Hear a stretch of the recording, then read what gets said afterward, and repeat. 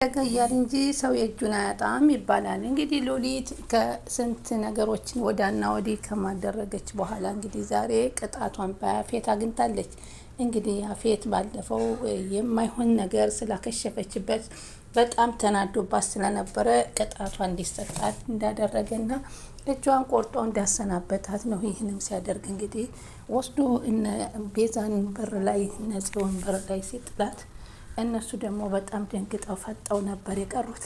ሆኖም ግን ወደ ሆስፒታል ቢወስዷትም ደም ብዙ ስለፈሰሳ ልትተርፍ አልቻለች። ስለዚህ የእጇን ያገኘችው የምትሉ እስኪን ተናገሩ።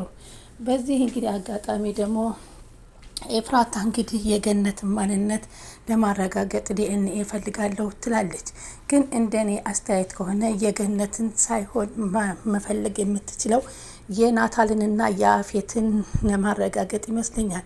ነገሮች እንዳይታወቁባት እንጂ ገነት ምንም ቢሆን እናቷ መሆኗን ውስጧ ይነግራታል። ግን ያፌት አንድ ጊዜ በህልሙ ተኝቶ የናታል ወንድም እንደሆነ ስለተናገረ ብትደጋግማ ብትጠይቀውም ስላልመለሰላት ይህንን ለማረጋገጥ ነው ብዬ ነው ማስበው እኔ።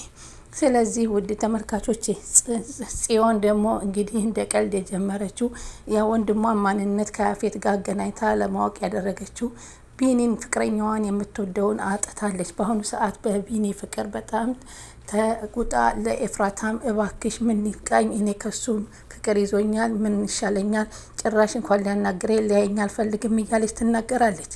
ናታል ደግሞ እንግዲህ ያገኛት ያቺ የጫካ ፍቅረኛ አሁን እናቷ የናፌት ግሩፕ ስለሆነች በምን ምክንያት ነው የቀረባት፣ ማንነቱን አረጋግጡልኝ፣ እያንዳንዱ እንቅስቃሴውን ይውልኝ እያለች በከኋላው የሚንቀሳቀሱ ሰዎች ከሱ የሚከተሉት ሰዎች ልካበታለች።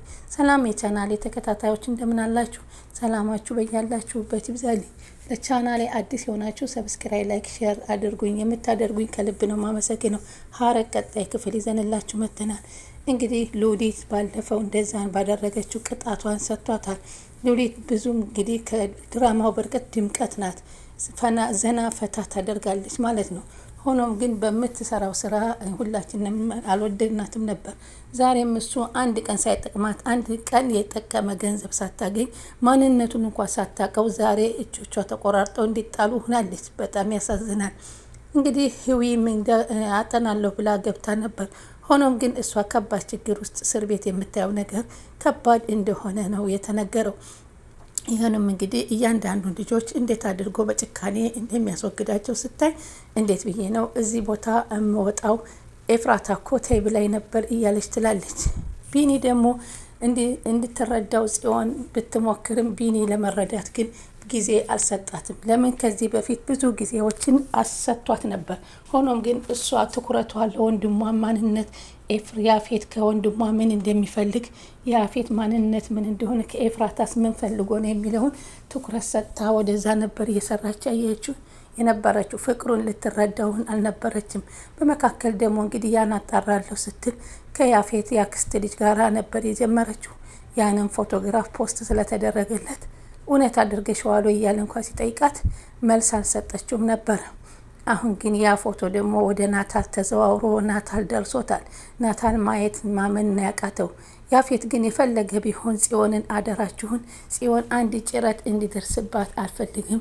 ጽዮን እህቱ መሆኗን ስለሚያረጋግጥ ጽዮንን በጣም ይጠብቃታል ማለት ነው። ግን ሆኖም አሁን ያክስቷ ልጅ ደግሞ ስላታለለችው ከፈለገ አንድ ነገር ነው ማደርጋት እያለ ተነስቶባታል። ይህ ደግሞ አቤል አንድ ነገር ጽዮንን የሚያደርጋት ከሆነ ያፌት ደግሞ ቆራጥ እንደሆነ ታቆታላችሁ። እስከ ወዳኛው ያሰናብተዋል። ጽዮን ግን ሪከርድ አድርጋ ቀርጻ ይዛበታለች። ዳግምን ለማሸማቀቅ ቢሞክርም ሪከርዱን ሲሰማ ግን በጣም ነበር የተናደደው። ያልጠበቀው ነገር ነው ያደረጉት። በዚህ በጣም ተናዷል።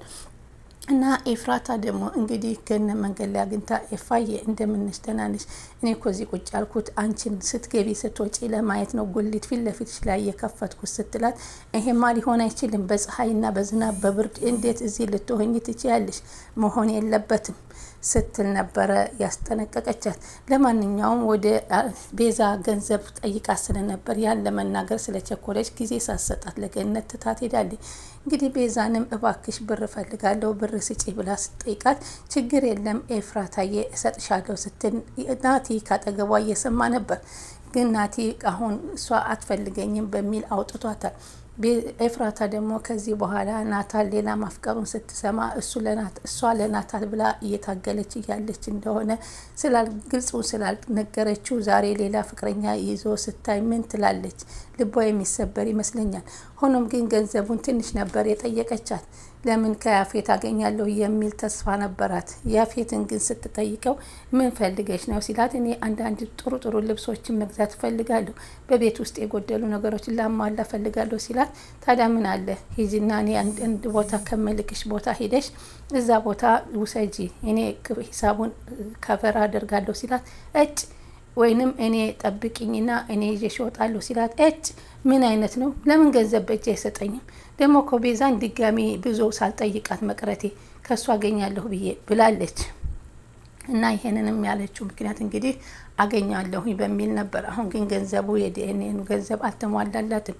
እንዲሁም ኮምፒውተሩ ላይ ገብታ የናታልን ፋይሎች ለማጥፋት ሞክራ ነበር። ሆኖም ግን ኮምፒውተሩ በፓስዋርድ ስለተዘጋባት ምንም አልቻለችም።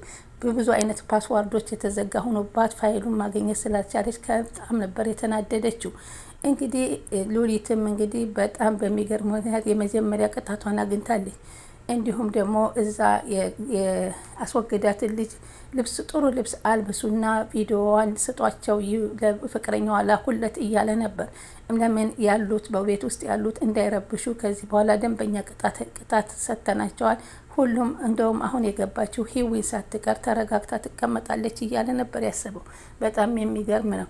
እውነት ግን አሁን ኤፍራታ ይሳካላት ይሆን? ዲኤንኤኑን ሰጥታ ናታልንና ያፌትን ወንድማማችነት ቼክ ታደርግበት ይሆን? ገነትንስ ተመልሳ እዛ ጉሊት ላይ ስታያት የነበረውን ተሰምቷት ወደ ደህና ነገር ለመቀየር እሷ አሁን ችግሯ ገንዘብ ነው። ኤፍራታ ልቧ ትልቅ ሆኖ ከባድ ነገር ብታስብም የገንዘብ ችግር አለባት። እነሱ ግን እነ ሉሊት ሀብታም አገባች ከኛ በላይ ሆነች እያሉ እየቀኑባት ነበር።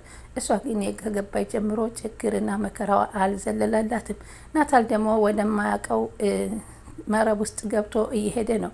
ይኸውም ያፈቀራት የነ ያፌት አጋር ነች። ስለዚህ ልጄን አፍቅራት ነው ወይንስ ልታጠምዳት ነው? ምንድን ነው የፈለካት ስትለው፣ እኔ አንድ ደሃ ሚስኪን ስራ ፈላጊ ምን አደርጋታለሁ ብለሽ ታስቢያለሽ ነበር ያላት። አይ እውነተኛውን ለማረጋገጥ ነው። ለማንኛውም ልጄን አደራ ተጠንቀቅ ብለዋለች። እሷ ያሪያ ደግሞ ልጆቹን እህቱን በጣም ስለሚወድ እሷም ወንድሟን እንዲወዳትና ለማድረግ ሂዳለት ክፍሉን አንኳኩታ ነበር። እኔ ያገኘሁት እህቱን በጣም ይወዳታል። አንተ ከኔ ርቀሃል። ለምን እንደምትርቅ አላቅም። ከዚህም በፊት ለናታል ወንድሜ በፍጹም ከእናቴ ጋር ጭራሽ አይስማማም። ልብስ ሊታጠብለት ሲል እንኳ ክፍሉን አውጥቶ ውጭ ነው ልብሱን በሰላም ያስቀምጠው። ክላሱን አንድ ቀን አይተነው አናቅም። ይገባል፣ ይቆልፋል። ምንም አይነት ግንኙነት ንግግር ከኛ ጋር የለውም። ምን ይሆን እያለ ነበር እና ስለ አባቷ መሞት ስለሞተባትም ተነግረው ነበር።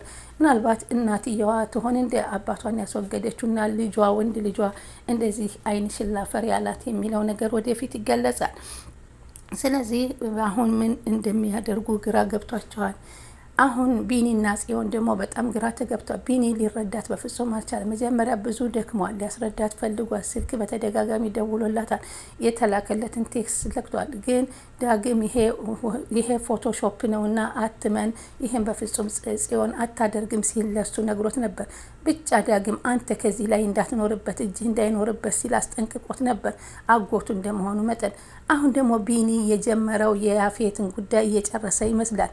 ካሁን በኋላ ዳኛው ምንም በገንዘብ የማይገዛ ስለሆነ ያፌት ወደ ማይቀረው መቀመቅን ሊያስገባው ትንሽ እንደቀረው ለናታል ሲነግረው ነበር።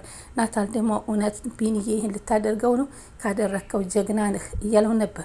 ስለዚህ እኔ ይሄን አደርጋለሁ፣ አንተ ወደ ኤፍራታ ትመለሳለህ ሲለው፣ በፍጹም ኤፍራታ እኮ ማንም አስገድዷት የሄደች አይደለችም፣ ወዳና ፈቅዳን የሄደችው። ለእኔም እኮ ሁኔታውን ስትገልጸኝ ማንም እንዳላስገደዳት ማፍቀር እንዳለባት እንደ ማንኛውም ሰው ብላኝ ሄደችውን ሴት እንዴት ነው የሚመልሳት ሲል ነበር የመለሰለት። ለማንኛውም ሁኔታው ይጨረስና እናየዋለን ብሏል።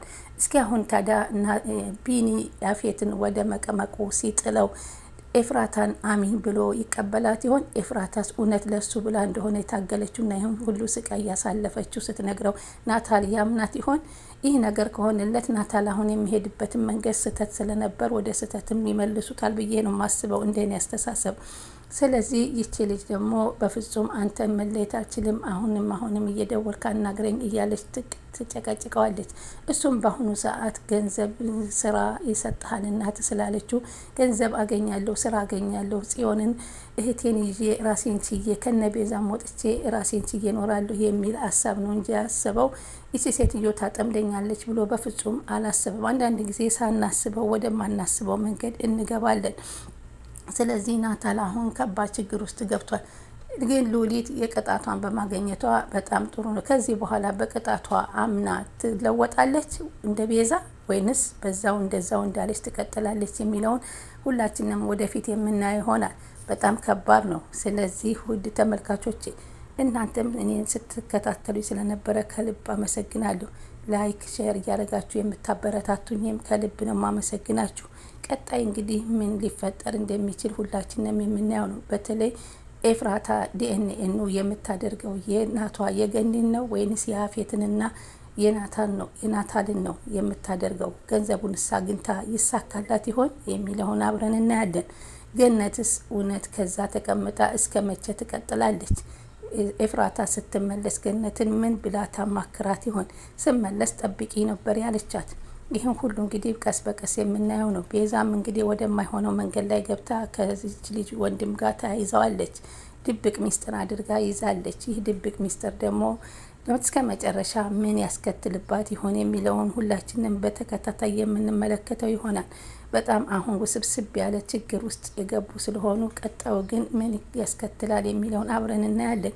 ስትከታተሉኝ ስለነበረ ከልብ አመሰግናችኋለሁኝ። ቀጣይ ደግሞ ይዤላችሁ እስከምመጣ የዛሬውን ቪዲዮ በዚህ እሰናበታችኋለሁ። መልካም ነገር ተመኘሁላችሁ።